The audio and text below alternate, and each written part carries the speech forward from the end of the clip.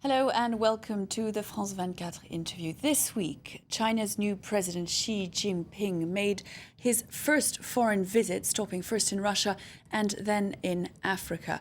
An important African leg of the trip, which is aimed at celebrating the ever stronger economic ties that have made China the African continent's #1 trading partner since 2009.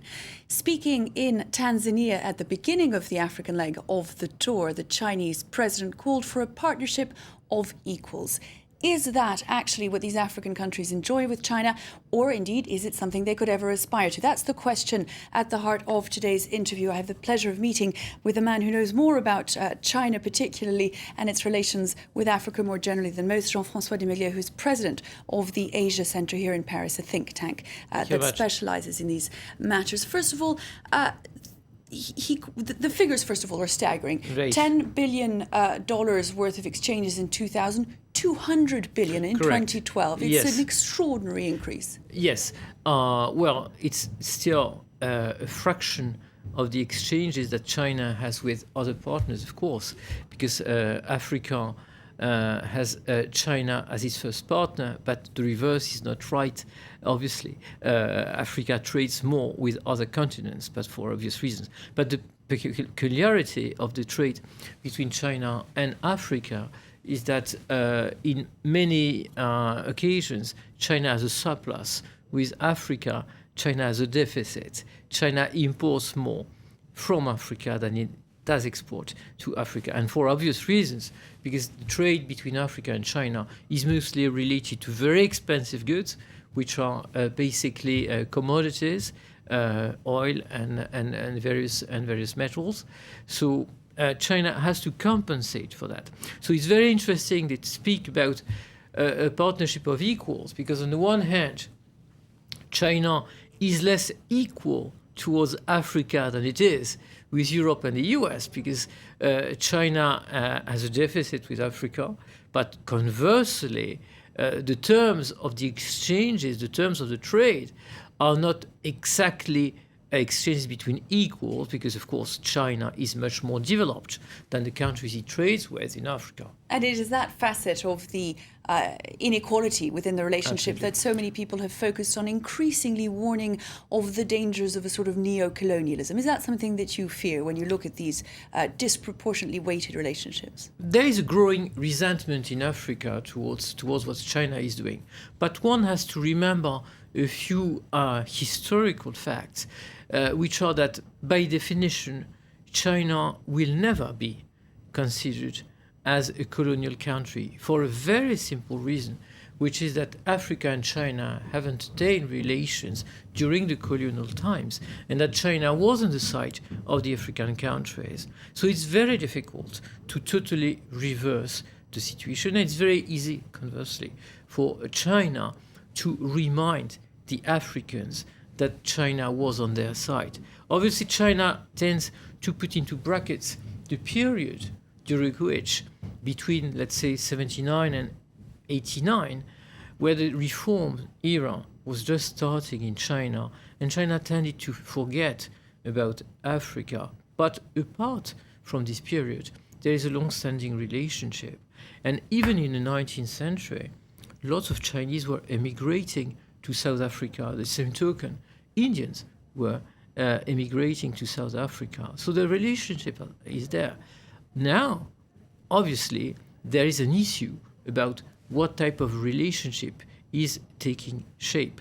Xi Jinping is trying to reverse the feeling that Africa is losing out to China. So he uses a new language, new words, but it will be very, very difficult, and it will take long time to reverse the trend, which is obvious. It was very much at the heart of his message in this tour, the money that will be given in loans over the next few years to China, etc. The effort that was made in his language to make sure that the question of African development was something that China saw as an opportunity rather than a worry. And yet there's been a growing resentment on the African continent for this, precisely the issues that you raise. We saw the issue of Chinese presence become an issue in the Zambian elections last year, increasingly at a national level, populations seeing both on one hand what they see as a disproportionately large presence in their economies, but also an influx of cheap Chinese goods, sometimes making it difficult for them to do business, is something that is raising hackles. Well, once again, there is one point which is difficult to circumvent, which is that Africa as a whole never had so strong a growth than since the times China really started investing into Africa. Now, the whole of Africa grows about 5% per year, which was not the case in the years before. So that is the basic cornerstone of the dialogue between China and Africa, and one cannot forget about that. On the other hand, China has taken a stance not to interfere in the political life of those countries, and it is not able, just like France is, to intervene militarily in Africa just for mere simple reasons. It does not have the projection ability that France, for example, still has. So what is China's stance with the political life of Africa?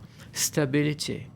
What does stability mean in Africa? Well, probably not the best of the political systems, and that's probably what feeds the resentment. If people would like to change things, they know that they would not count on China. There is only one principle that, politically speaking, China is applying to Africa: do not recognize Taiwan, and for the rest, we won't interfere in your affairs.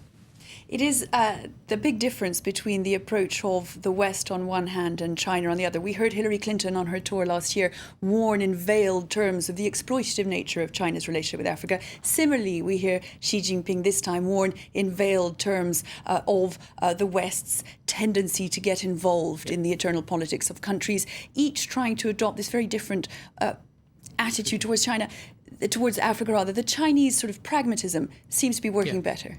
Yeah, it's very difficult for us to understand this multi-purpose approach that China has. You know, you have people individually immigrating to Africa. You have companies building roads and building infrastructure in Africa. You have money flowing into Africa. So it's a multiple approach. So if we compare to our approach, which is more integrated, so to speak, of course, it's very difficult to analyze, and you cannot really compare. What will be the outcome of this approach? It is still very early to tell. One of the stops, of course, Xi Jinping is making is at the BRICS conference, the idea being really to give some sort of political coherence to what had been nothing more than a banker's acronym, really. Is there any real hope that they will? Well, I think it's very much wishful thinking. There should be a lot of potential for such a concept. It can be very strong, and it can be also overturning the general multinational system or multilateral system that we have.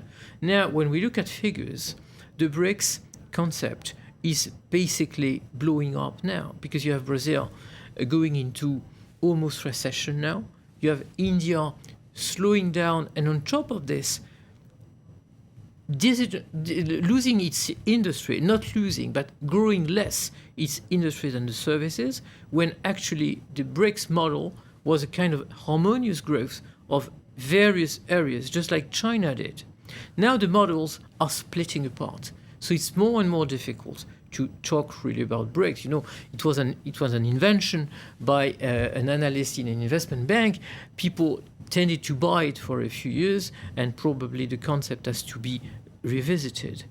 It is a reminder, both the BRICS conference and indeed this whole tour, of the fact that we are increasingly living, even if we in the West have trouble sometimes psychologically accepting it, in a multipolar world, not just with economic consequences, i.e. the rise of China in terms of trade with Africa, but in a political sense as well, with this pragmatic approach of the Chinese towards international relations, towards politics. We've seen the stance that they've taken on the Security Council over a number of issues over the last few years.